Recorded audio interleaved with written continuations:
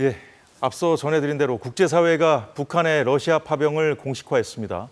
이런 가운데 우리를 향해 쓰레기 풍선 도발도 제기했는데요.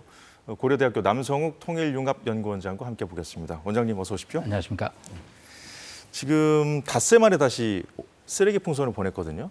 국제사회의 그 파병 때문에 국제사회 이목이 쏠린 이 와중에도 쓰레기 풍선을 계속 보내네요.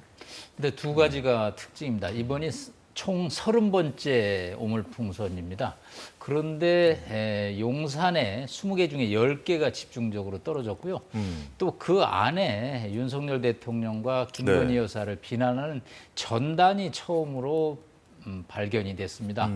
북한이 본격적으로 이 오물풍선을 통해서 우리 사회를 교란하려는 그런 시도, 특히 대통령 내외분에 대한 인신 공격을 감행함으로써 뭐 지난번에 평양의 무인기에 대한 보복인지 하여튼 도발의 양상이 조금씩 달라지고 있습니다. 대통령실 주변에도 많이 떨어졌고요. 지금 오늘 아침에 보니까 국회 주변에도 떨어져 있더라고요. 근데 이걸 뭐 우연히 떨어졌다기 하기에는 용산에도 지금 몇 번째 지금 떨어진 것이고 딱딱 마저 떨어져서 추락을 하고 있거든요. 어떻게 봐야 되겠습니까? 우연은 절대 아니고요. 이건 필연입니다. GPS 일종의 지리 어떤 장치가 거기에 부착이 돼 있죠. 풍선은 이제 상층부와 하층부로 구성되는데요. 그 중간에 GPS 시스템, 지리 감 시스템이 들려 있고요. 또 옆에는 이제 발열 타이머가 부착이 돼 있습니다. 그래서 일정 시간이 되면 이 타이머가 작동함으로써 열이 하면서 폭파가 일어납니다. 그렇기 때문에 오늘 용산 청사에서는 폴란드 대통령 국빈 방문에 따라서 윤 대통령이 그 의전 행사를 하는데 이게 떨어질까 봐 상당히 새벽부터 긴장을 했습니다. 예, 그렇군요. 이게 그 명칭 자체가 쓰레기 풍선이다 보니까 우리가 이게 쓰레기라는 점에 초점을 너무 이렇게 집중하면 좀 안이해질 수가 있잖아요. 이게 무서운 무기로도 돌변할 수 있겠구나 하는 생각도 들거든요. 네, 그 풍선 안에 무엇을 넣느냐에 따라서 이 풍선이 살상무기로 변할 수 있죠. 지금은 쓰레기를 넣기 때문에 쓰레기 풍선이라고 그러는데 세균을 넣으면 세균 풍선이 되고요. 화약을 넣으면 뭐 폭발물이 되고요. 뭐 일종의 거기에 이상한 무슨 위해성 여러 가지 물질이 들어가면 이건 정말 감당할 수 없는 수준이 되기 때문에 지금 30차례 쓰레기 풍선에 대해서 어떤 이제 새로운 우리가 또 대응책을 만들어야 되는데 절대 우리 국민들이 풍선을 보더라도 먼저 손으로 만지거나 그러면 안 되고요. 경찰, 군경에 신고를 꼭 해야 됩니다. 예. 자, 이제 북한의 러시아 파병 관련 소식 이어가도록 하겠습니다. 이 파병설을 처음, 이제 파병설이라고 하긴 좀 그렇죠. 파병이 공식 확인됐으니까 우리 정부하고 이제 우크라 정부가 가장 먼저 공식 확인했는데 국제사회도 지금 신중한 입장을 보이다가 공식화했거든요. 다만 그 목적을 확인해야 된다 이런 단서를 붙였더라고요. 좀 미국 백악관 국가안보소통보좌관의 발언을 좀 들어보겠습니다. Too soon to know. I mean, we don't really know what they're going to be used for, where they're going to deploy, and to what purpose. I can tell you one thing, though. If they do deploy to fight against Ukraine, they're fair game. They're fair targets. 네, 원장님. 북한군이 파병된 건 맞는데 어디에 어떻게 어떤 목적으로 이용할지 모르기 때문에 판단하기 이르다. 어떻게 봐야 될까요? 네, 뭐 절대 엇박자는 아니고요. 두 가지 좀 점을 염두에 둘 필요가 있습니다. 존 커비 소통관이 무슨 얘기를 하냐면 목적을 좀 알아보고 또 이것이 어떤 문제점을 갖고 있는지 이 이면에는 미국은 어떤 정보를 파악할 때 자체 정보 검증을 꼭 해야 됩니다. 우리 국정원이 발표를 하고 우크라이나 정보당국이 이야기를 하고 사진을 공개하지만 자체 정보가 확인이 안 되면 그것을 공식화하는데 좀 시간이 걸립니다. 사실은 뭐 지금 한 4, 5일 동안 우리 정부와 우크라이나 정부가 발표를 했지만 미국이 공식적으로 인정을 하지 않았던 것은 자체 정보, 미국도 CIA가 이 현장에서 이 문제를 정보를 수집했던 것으로 알려지고 있습니다. 그 다음에 또 이 한 뭐 1,500명에서 3,000명이 지금 파병됐는데 이들이 용병이냐 또 뭐 전투병력이냐 또 이들이 어디를 가고 있느냐 단순히 러시아 땅에 들어갔다고 해서 이 파병이라는 단어를 쓰는 것이 맞느냐에 관해서 미국 정보당국이 분석하는 어떤 매뉴얼이 있거든요. 네. 이 군대를 파견했을 때의 매뉴얼, 그거를 좀 회의를 하고 최종 판단을 내리는데 한 3, 4일간의 시간이 걸린 것으로 판단이 됩니다. 자, 우리 국정원 발표는 계속 나오고 있잖아요. 3천 명이 파병됐다는 거는 이제 미국에서도 발표를 했고, 이제 뭐 계속 앞으로 뭐 단계적으로 더 몇 명까지 할 거다 이런 얘기가 나오는데, 미국 정부는 우리 정부뿐만 아니라 뭐 우크라이나 정부라든가 다른 여러 가지 정보를 더 취합해서 봐야 되기 때문에 시간이 다 걸린다는 얘기인가요? 일단은 이제 남의 나라의 네. 정보기관의 정보만을 갖고 그것이 미국의 입장으로 확정하지는 않는다라는 미국 정보 분석의 원칙이 있습니다. 자신들이 수집한 정보를 해외 정보하고 크로스 체크도 해보고 또 자신들이 궁금해하는 사항들을 파악해서 이것을 미국의 공식 정보로 판단하는 미국 내부의 정보 판단 매뉴얼이 있습니다. 미국 입장에서는 다소 시간이 걸리더라도 그런 과정을 반드시 거치기 때문에 예. 이것이 뭐 한미 정보 당국의 이견이라든가 엇박자라는 것은 아니죠. 오늘 미국도 3천 명의 파병을 공식 확인했습니다. 우리 국정원이 어저께 네. 1,500명에서 5일 만에 1,500명이 더 들어가서 3천 명의 파병을 그렇죠. 확인했었죠. 예. 자, 이런 상황에서 러시아에 파병된 북한군으로 추정되는 영상이 추가로 공개됐습니다.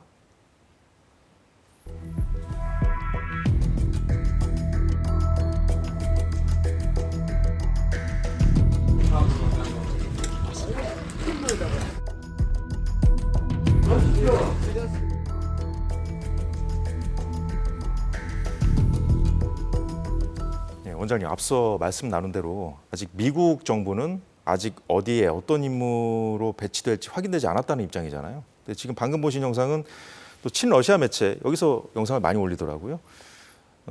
세르키예프스키라고 주장하고 있습니다. 자, 우크라이나는 이런 영상들이 이제 공개되는 상황에서 이르면 23일 날 북한군이 투입될 수 있다는 그런 주장도 펴고 있고요.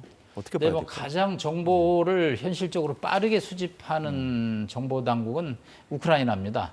우크라이나도 상당한 그 스파이들을 러시아 지역에 파견을 하고 있거든요. 예. 그리고 요즘은 뭐 SNS가 발달돼 있기 때문에 아무리 은밀한 곳이라도 뭐 바로 텔레그램을 통해서 이 동영상을 올리기 때문에 첩보 수집이 굉장히 빨리 이루어지고 있습니다. 예. 지금 보신 동영상에서는 이제 북한 말씨가 나오는 것이 또렷이 들리죠. 네. 지금 뭐 우크라이나는 이제 이런 정보를 가지고 북한군 심리전을 이제 심지어 전개까지 하고 있습니다. 투항하라는 얘기죠. 아까 존 커비 소통관도 얘기한 대로 네. 타겟이 될 수 있다. 사냥감이 될 수 있다. 그렇기 때문에 당신들은 지금 러시아 포로들처럼 여기 와서 따뜻한 음식 먹고 편안한 잠자리를 가져라. 그래서 이제 전투에 참여하지 말고 투항하라는 이제 그런 이제 일종의 심리전을 지금 우크라이나가 전개를 시작을 했습니다. 아마 며칠 내로 북한군들이 이 전선에 배치가 될 것으로 예상이 됩니다. 예. 그렇기 때문에 이제 뭐 그 동안에 이제 보급이 좀 안 돼가지고 뭐 탈영 소식도 있고 또 뭐 배가 고프다는 이제 소식도 있는데 이들이 조만간 이제 무기와 함께 최전선에 이제 배치가 되면 일종의 그 타겟이 되는 동시에 또 우크라이나 군 입장에서는 이들을 와해시켜야 되기 때문에 일종의 선전전, 심리전을 아마 전개할 것으로 예상이 됩니다. 네, 자, 우크라이나 군이 심리전을 지금 벌이고 있다는 말씀 해주셨는데 저 영상도 하나 있거든요. 예, 준비됐나요? 네, 보여주시죠. 예. 수용소의 전쟁 포로들은 별도의 수면 공간을 갖춘 크고 따뜻하고 밝은 방에 수용됩니다. 수용소의 전쟁 포로들은 하루 3끼의 식사를 받으며 식단에는 고기, 신선한 야채, 빵이 포함됩니다. 네, 아직 뭐 본격적으로 배치된 것도 아닌데 투항하라. 그러면 뭐 이런 것들을 제공해주겠다는 심리전 지금 이 한국말로 영상을 만들어서 우크라이나 군이 지금 만들었다고 하거든요. 이런 지난번에 영상까지. 이제 16명이 주둔지를 벗어나서 러시아 어떤 본부로 찾아갔다. 그 이유가 이제 음식 보급이 안 돼서 며칠 식량이 부족했다. 예. 이제 그런 것을 우크라이나군이 파악을 하고 있는 거죠. 신빙성이 있는 얘기일까요? 네, 일단은 그것도 또 동영상이 올라올 정도니까 이제는 예. 과거와 달리 실시간으로 검증이 가능하기 때문에 네. 이들이 이제 또 북한 내부에 있을 때도 또 열악한 어떤 음식들을 받았기 때문에 예. 우크라이나군 입장에서는 이들을 음식으로 이제 선전을 하는 것이 가장 효과가 있다고 판단을 하고 있는 것으로 보입니다. 그렇군요. 자, 앞서 말씀을 간단히 하셨는데 이제 커비 보좌관이 한 얘기 중에 북한군이 사냥감이 될 것이다, 표적이 될 수 있다고 경고를 하지 않았습니까? 그렇다는 것은 아직은 어디에 배치될지 모르지만 격전지에 배치될 가능성을 염두에 두고 한 발언일까, 아니면 그런 첩보가 있기 때문에 한 발언일까? 두 가지 다 염두에 둔다고 볼 수 있겠죠. 일단은 타국 군대가 오면 가장 어려운 지역으로 배치가 됩니다. 사실은 우리가 베트남 전쟁에 예. 맹호부대, 청룡부대가 갔을 때도요.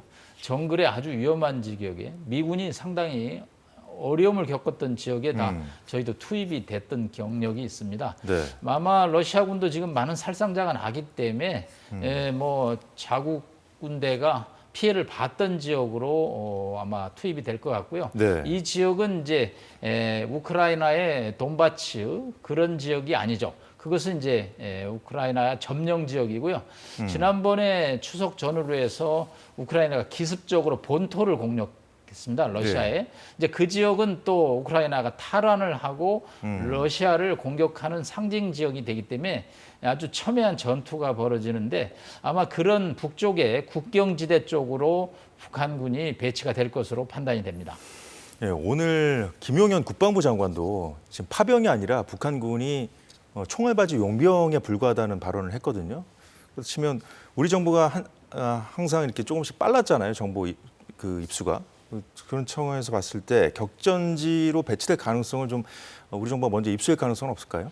네, 일단 용병들에게 러시아가 2,000불에서 한 2,200불 예. 정도를 월 줍니다. 그러면 12,000명이 한다고 그러고 저희가 12개월을 곱하기를 해보니까 네. 한 달에 한 400억 원에서 500억 원이고요. 이걸 12달을 이제 곱하면 4, 5천억 원이 되니까 북한으로서는 큰 돈이 되겠죠. 자, 러시아 입장에서는 과거에 다른 지역에 부분 용병을 받았는데 그렇게 큰 돈을 주면서 이게 위험한 지역에 보내지 이게 안전한 지역에 보낼 수는 없다는 거죠. 그렇기 때문에 이들이 위험한 지역으로 가는 것은 정말 불을 보듯이 뻔한 일이고요.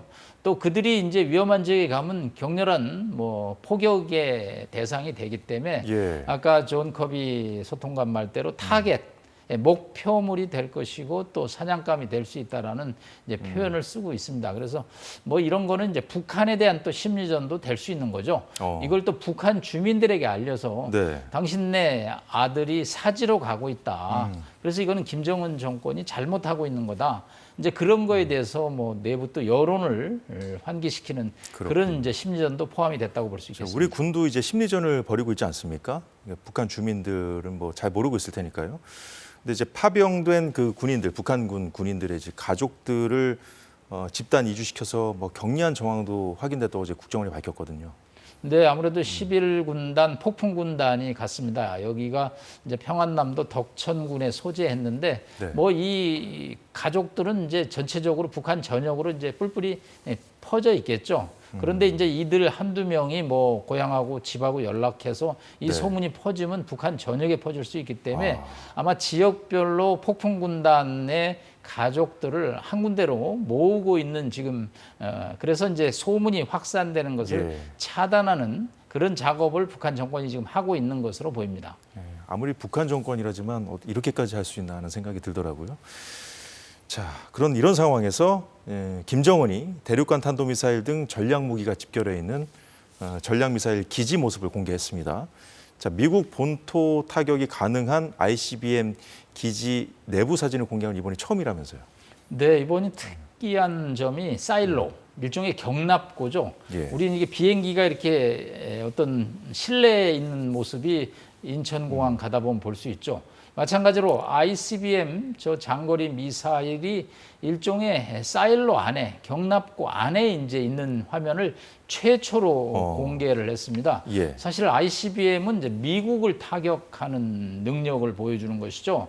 그동안에 이제 뭐 자신들은 2번이나 성공했다고 하지만 지구 대기권 바깥에 나가 들어오기 때문에 예. 마모가 일어나는데 불완전하거든요. 그런데 이제 이런 완전한 기술을 또 러시아로부터 받으려고 하는 그런 목적 하나하고 또 하나는 이제 미국, 한국이 지금 파병에 대해서 문제 제기를 하니까 예. 여기다가 핵을 장착하면 한국은 물론 미국도 타격할 수 있다라는 결코 굴복하지 않는다라는 강력한 이제 의지를 보여주고 있다고 볼 수 있겠습니다. 자, 파병 이후에 아무래도 뭐 대북 압박이 거세질 수밖에 없지 않습니까? 그래서 미리 선제적으로 좀 견제하기 위한 목적까지 있다는 그런 말씀이시군요. 네, 예. 뭐 사일로를 보여줬으니까 위협을 아주 대내외에 확실하게 가시하고 있고 또 숲을 속에 이렇게 거니는 사진 아까 좀 예. 전에 지나갔는데 뭐 감추는 것 같기도 하고 자랑하는 것 같기도 하고 아주 묘한 사진들을 처음으로 공개를 했다고 볼 수 있겠습니다. 뭐 핵 미사일 능력 우리가 뭐 미국 본토까지 때릴 수 있는 능력이 있다는 식으로 뭐 과시한 건 뭐 어제 오늘 일이 아니니까요.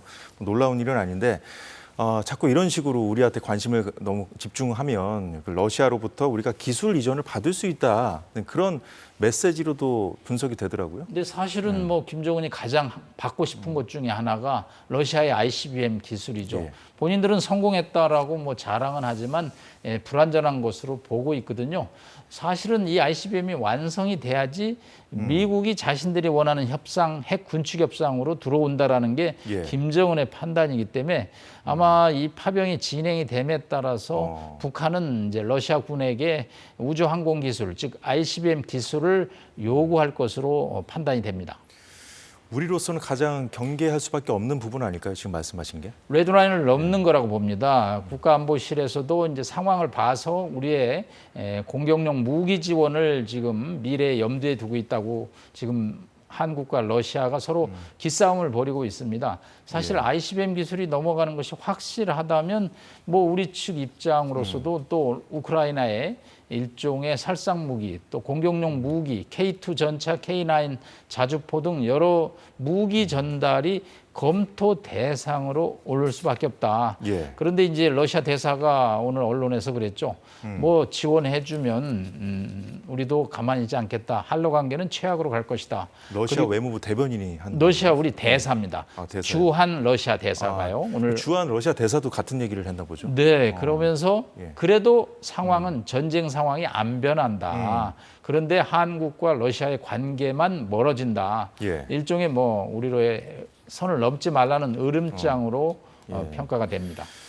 자, 마리아 자하로바 러시아 외무부 대변인 입장도 좀 볼 수 있을까요? 예, 지금 화면에 나오고 있습니다. 지금 말씀하신 거랑 거의 같아요. 근데 그동안은 우리가 이렇게 러시아에 대해서 조금 강도 높은 입장을 내면 좀 한 발 물러나는 그런 입장이었거든요. 근데 갑자기 말씀하신 대로 뭐 러시아 안보를 위협할 수 있다, 가혹하게 대응할 것이다, 한국에 대해서. 그러니까 신중하게 판단하라 이런 식으로 뭐 으름장을 놓고 있거든요. 선을 넘지 말라는 거죠. 그것은 이제 우크라이나에 공격용 무기를 주지 마라. 특히 천궁2라고 있습니다. 한국형 패트리어트 미사일 요격 시스템인데 예. 이게 만약에 우크라이나에 넘어가면 네. 사실 러시아가 자랑하는 여러 미사일들을 다 요격시킬 수 있거든요. 그러면 뭐 전황이 또 달라질 수 있기 때문에 러시아 입장에서는 한국의 대우크라이나 공격용 무기 지원에 관해서는 극도로 예민 반응을 보여서 지금 또 자하로프 대변인의 발언이 아주 강하게 나오고 있습니다. 서로 선을 넘지 말라고 얘기를 지금 하고 있는 상황이죠. 북한도 그런 경향이 있습니다만 이제 본인들이 좀 뭔가 좀 압박을 느낄 때 오히려 메시지가 더 거칠어지는 면이 있잖아요. 그렇습니다. 그렇게 봐야 될까요? 사실 러시아 입장에서는 100여만 명이 지금 살상자가 났는데 이걸 보충하기 위해서 북한군을 받아들였는데 여기에 대해서 이제 한국이 강하게 나오기 때문에 그렇다고 북한군을 돌려보낼 수도 없거든요. 러시아 입장에서는 이제 북한군을 계속 충원해서 이 전투를 지금 실행해야 되는데 한국이 이거에 대해서 문제 제기를 강하게 하기 때문에 러시아 입장에서는 또 외교적으로 한국을 누르는 뭐 그런 또 외교 멘트를 지금 날리고 있다고 볼 수 있겠습니다. 네, 국내 정치 상황도 그렇습니다만 나라 밖 상황도 정말 혼돈으로 빠져들고 있는데 우리가 정신을 바짝 차려야겠습니다. 예, 오늘 남 원장님 말씀 여기까지 듣겠습니다. 고맙습니다. 감사합니다. 네, 사사건건 벌써 마무리할 시간이 됐습니다. 내일도 알찬 소식으로 찾아뵙겠습니다. 여러분 시청해 주셔서 고맙습니다.